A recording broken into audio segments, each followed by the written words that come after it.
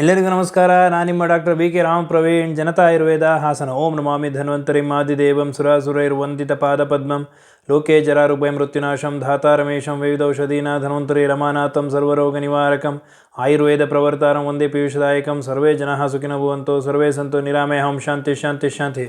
ವೀಕ್ಷಕರೇ, ಇತ್ತೀಚಿನ ದಿನಗಳಲ್ಲಿ ಡಿಟಾಕ್ಸಿಫೈಡ್ ಡ್ರಿಂಕ್ ಇದೊಂದು ಟ್ರೆಂಡ್ ಆಗಿಬಿಟ್ಟಿದೆ. ಆಹಾರದಲ್ಲಿ ಅವ್ರಿಗೆ ಮನಸೋ ಇಚ್ಛೆ ಆಹಾರ ಸೇವನೆ ಮಾಡಿರ್ತಾರೆ.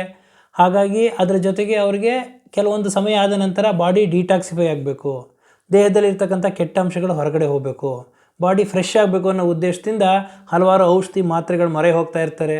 ಇಲ್ಲ ಅಂತಂದರೆ ಮಾರ್ಕೆಟಲ್ಲಿ ಸಿಗ್ತಕ್ಕಂತಹ ಕೆಲವೊಂದು ಅಡ್ವರ್ಟೈಸ್ಗಳು ತೋರಿಸ್ತಕ್ಕಂಥ ಈ ಒಂದು ಜಾಹೀರಾತಿನ ನೋಡಿಕೊಂಡು ಕೆಲವೊಂದು ಡಿಟಾಕ್ಸಿಫೈಡ್ ಡ್ರಿಂಕ್ಸ್ ಪಾನೀಯಗಳನ್ನ ಸೇವನೆ ಮಾಡ್ತಿರ್ತಾರೆ. ಏನೆಲ್ಲ ಮಾಡ್ತಾಯಿದ್ರು ಅವ್ರಿಗೆ ಆ ಬಾಡಿ ಅಷ್ಟು ಅವರಿಗೆ ಫ್ರೆಶ್ ಅಂತ ಅನ್ನಿಸ್ತಾ ಇರಲ್ಲ. ಕಾರಣ ಏನು ಅಂತಂದರೆ ಅವರು ಡಿಟಾಕ್ಸಿಫೈಡ್ ಡ್ರಿಂಕ್ಸ್ ತೊಗೊಂಡ್ರೂ, ಮಾತ್ರೆಗಳನ್ನ ತೊಗೊಂಡ್ರೂ, ಔಷಧಿಗಳನ್ನ ತೊಗೊಂಡ್ರೂ ಅವರ ಆಹಾರದಲ್ಲಿ ವ್ಯತ್ಯಾಸ ಆಗಿರ್ತದೆ.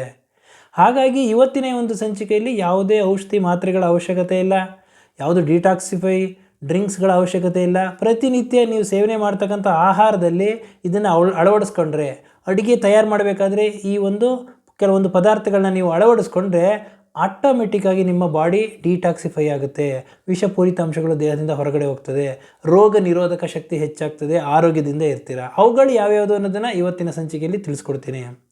ಅಡುಗೆ ತಯಾರು ಮಾಡಬೇಕಾದ್ರೆ, ಆಹಾರ ತಿಂಡಿ ತಿನಿಸುಗಳನ್ನ ತಯಾರು ಮಾಡಬೇಕಾದ್ರೆ, ಪ್ರತಿಯೊಂದು ಆಹಾರ ತಯಾರು ಮಾಡಬೇಕಾದ್ರೂ ಒಂದು ಕ್ರಮ ಇದೆ. ಆ ಕ್ರಮದಲ್ಲಿ ತಯಾರು ಮಾಡಬೇಕು. ಹಾಗೂ ಆಹಾರದಲ್ಲಿ ಹೆಚ್ಚು ನೀವು ಯಾವ ಪದಾರ್ಥಗಳನ್ನ ಉಪಯೋಗಿಸ್ಬೇಕು ಅಂತಂದರೆ ಶುಂಠಿ, ಜೀರಿಗೆ, ಅರಿಶಿಣ, ಬೆಳ್ಳುಳ್ಳಿ, ಹಸಿರು ಸೊಪ್ಪು ತರಕಾರಿಗಳನ್ನ ಹೆಚ್ಚು ಯೂಸ್ ಮಾಡಿ.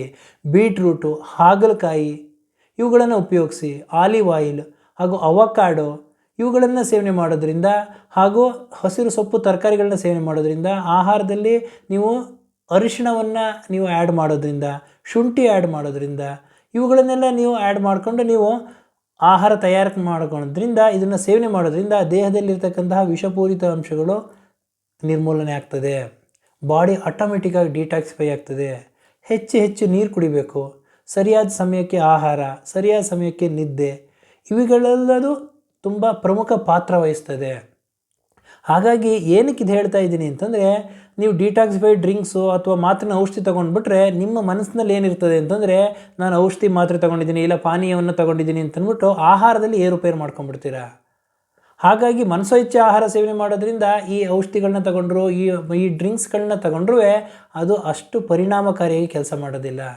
ಅದ್ರ ಬದಲು ನೀವು ಪ್ರತಿನಿತ್ಯ ಸೇವನೆ ಮಾಡ್ತಕ್ಕಂಥ ಆಹಾರಗಳು, ಸೊಪ್ಪು ತರಕಾರಿಗಳು ಇವುಗಳಲ್ಲಿ ನೀವು ಒಂದು ನಿಯಮಿತವಾಗಿ ಇದ್ದರೆ, ಈ ಒಂದು ಹೇಳಿರ್ತಕ್ಕಂತಹ ಆಹಾರಗಳನ್ನ ಶುಂಠಿ, ಜೀರಿಗೆ, ಅರಿಶಿಣ, ಬೆಳ್ಳುಳ್ಳಿ, ಹಸಿರು ಸೊಪ್ಪು ತರಕಾರಿಗಳು, ಬೀಟ್ರೂಟು, ಹಾಗಲಕಾಯಿ ಇವುಗಳನ್ನೆಲ್ಲದನ್ನು ನೀವು ಆಹಾರದಲ್ಲಿ ಪ್ರತಿನಿತ್ಯ ನೀವು ಉಪಯೋಗಿಸ್ತಾ ಇತ್ತು ಅಂತಂದರೆ ನಿಮ್ಮ ದೇಹದಲ್ಲಿ ಇರ್ತಕ್ಕಂಥ ವಿಷಪೂರಿತ ಅಂಶಗಳು ದೇಹದಿಂದ ನಿರ್ಮೂಲನೆ ಆಗ್ತದೆ, ರೋಗ ನಿರೋಧಕ ಶಕ್ತಿ ಹೆಚ್ಚುತ್ತದೆ, ಆರೋಗ್ಯದಿಂದ ಇರ್ತೀರ ಅಂತ ಹೇಳ್ತಾ ಇವತ್ತಿನ ಒಂದು ಸಂಚಿಕೆಯನ್ನು ಮುಗಿಸ್ತಾ ಇದ್ದೀನಿ. ನನ್ನ ಈ ವಿಡಿಯೋ ತಮಗೆ ಇಷ್ಟವಾಗಿದ್ದಲ್ಲಿ ಲೈಕ್ ಮಾಡಿ, ಶೇರ್ ಮಾಡಿ, ಹಾಗೂ ನನ್ನ ಎಲ್ಲ ಮುಂದಿನ ವಿಡಿಯೋಗಳಿಗಾಗಿ ಸಬ್ಸ್ಕ್ರೈಬ್ ಮಾಡಿ. ಧನ್ಯವಾದಗಳು.